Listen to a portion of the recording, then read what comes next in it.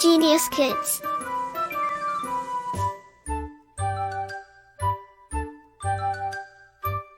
Cultivating love for learning. अध्याय 18 विराम चिन्ह पंक्चुएशन मार्क्स। बातचीत करते समय या पढ़ते समय हमें वाक्य के बीच में अथवा अंत में सांस लेने के लिए, अपनी बात दूसरों को समझाने के लिए, किसी कथन पर बल देने के लिए, आश्चर्य व्यक्त करने के लिए, प्रश्न पूछने आदि के लिए रुकना पड़ता है। रुकने को ही विराम कहते हैं। वाक्यों में विराम रुकने को दर्शाने के लिए कुछ चिन्ह निर्धारित किए गए हैं। इन चिन्हों को विराम चिन्ह कहते हैं।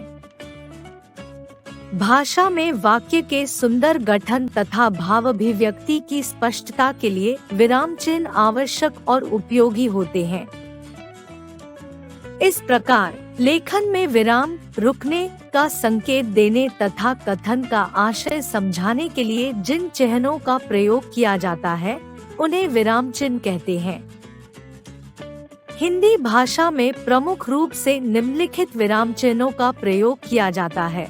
1 पूर्ण विराम, 2 अल्प विराम, 3 अर्ध विराम, 4 प्रश्न सूचक चिन्ह, 5 विस्मयादिबोधक चिन्ह, 6 निर्देशक या विवरण चिन्ह, 7 संयोजक या योजक चिन्ह, 8 लाघव या संक्षेप सूचक चिन्ह, 9 अवतरण या उद्धरण चिन्ह, 10 कोष्ठक। वाक्य में विराम चिन्हों का प्रयोग उचित स्थान पर ही करना चाहिए।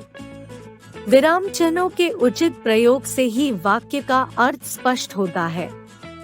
वाक्य में यदि विराम चिन्ह उचित स्थान से आगे पीछे हो जाता है तो वाक्य का अर्थ या तो स्पष्ट नहीं हो पाता या उसका अर्थ ही बदल जाता है। जैसे निम्नलिखित वाक्यों को ध्यानपूर्वक पढ़िए। 1 पकड़ो मत छोड़ो, 2 पकड़ो मत छोड़ो, 3 पकड़ो मत छोड़ो। पहले वाक्य में यह बोध नहीं होता कि पकड़ना है या छोड़ना है। विराम चिन्ह की अनुपस्थिति में अर्थ स्पष्ट ही नहीं हो पा रहा है। दूसरे वाक्य में यह अर्थ स्पष्ट हो रहा है कि पकड़ो नहीं बल्कि छोड़ दो। तीसरे वाक्य में यह अर्थ स्पष्ट हो रहा है कि पकड़ लो छोड़ो नहीं। इस प्रकार विराम चिन्ह के जरा से हेरफेर से वाक्य का अर्थ बदल जाता है। विराम चिन्हों का प्रयोग यूज ऑफ पंक्चुएशन मार्क्स। 1 पूर्ण विराम, फुल स्टॉप। पूर्ण विराम का प्रयोग वाक्य या कथन के पूरा होने पर किया जाता है। प्रश्न सूचक और विस्मय सूचक वाक्यों, कथनों के अतिरिक्त अन्य सभी प्रकार के वाक्यों के पूरा होने पर पूर्ण विराम लगाया जाता है। जैसे 1 मेरा नाम रजत है, 2 मैं सरस्वती विद्या मंदिर विद्यालय में पढ़ता हूँ, 3 रवीना कल मेरे घर आई थी, 4 विनीत कल परीक्षा देने जाएगा। 2 अल्प विराम कॉमा, वाक्य के बीच में जहाँ थोड़ा रुकना आवश्यक हो वहाँ अल्प विराम लगाते हैं। जैसे 1 नवीन, रोहन, तन्मय और दीपक मित्र हैं, 2 मैं घर गया, खाना खाया, फिर सो गया, 3 जतिन आया परंतु विजय से नहीं मिला, 4 नहीं मैं आज नहीं खेलूंगा।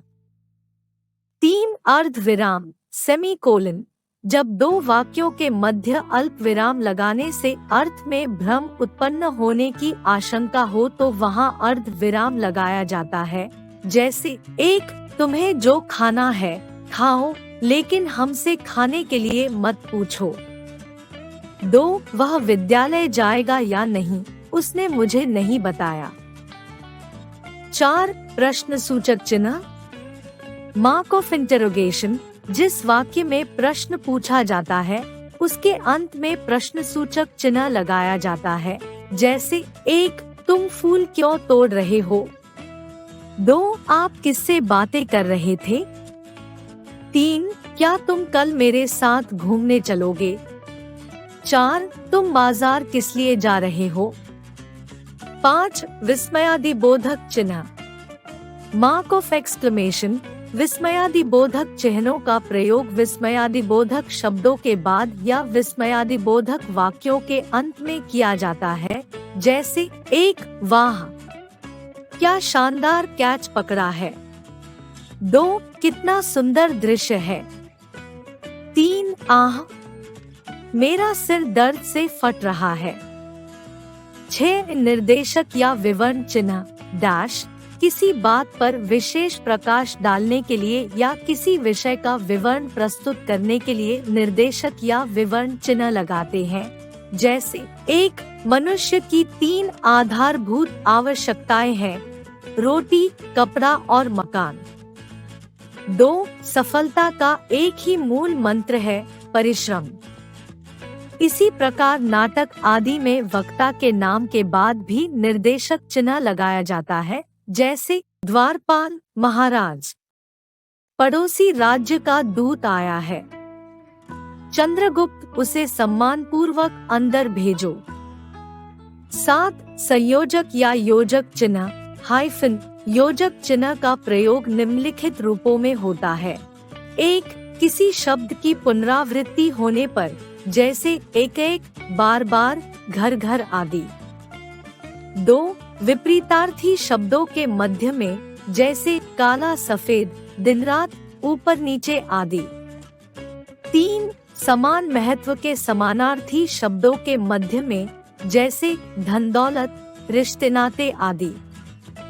8 लाघव चिन्ह या संक्षेप सूचक चिन्ह अब्रीविएशन उपाधियों, प्रशासनिक पदों तथा प्रसिद्ध शब्दों को संक्षिप्त रूप में लिखने के लिए लाघव चिन्ह का प्रयोग किया जाता है, जैसे 1 डॉक्टर बराबर डॉ लाघव, 2 राजस्थान प्रशासनिक सेवा बराबर रा लाघव प्र लाघव से लाघव, 3 संवत बराबर सं लाघव, 4 पंडित बराबर पम लाघव, 5 ईस्वी बराबर ई लाघव।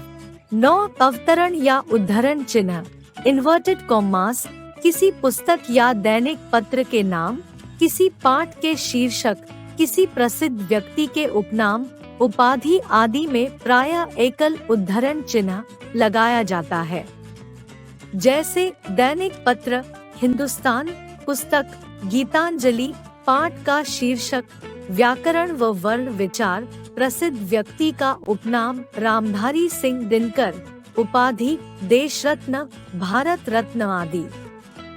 जब वाक्य में किसी का कथन या कथन का मूल रूप पुस्तक आदि से लिया जाता है, तो दोहरे उद्धरण चिन्ह का प्रयोग किया जाता है, जैसे 1 बाल गंगाधर तिलक ने कहा था, स्वतंत्रता मेरा जन्मसिद्ध अधिकार है। 10 कोष्ठक ब्रैकेट जब किसी वाक्यांश या शब्द के अर्थ को उसी वाक्य में स्पष्ट करने की आवश्यकता समझी जाती है, तब कोष्ठक चिन्हों का प्रयोग किया जाता है, जैसे 1 नेताजी सुभाष चंद्र बोस ने भारत की आजादी में मुख्य भूमिका निभाई। इसके अतिरिक्त नाटक में अभिनय से संबंधित निर्देश देने के लिए भी कोष्ठक का प्रयोग किया जाता है, जैसे 2 राजा सूरज सिंह क्रोधित होकर अपराधी को कठोर दंड दिया जाएगा। Like, share and subscribe.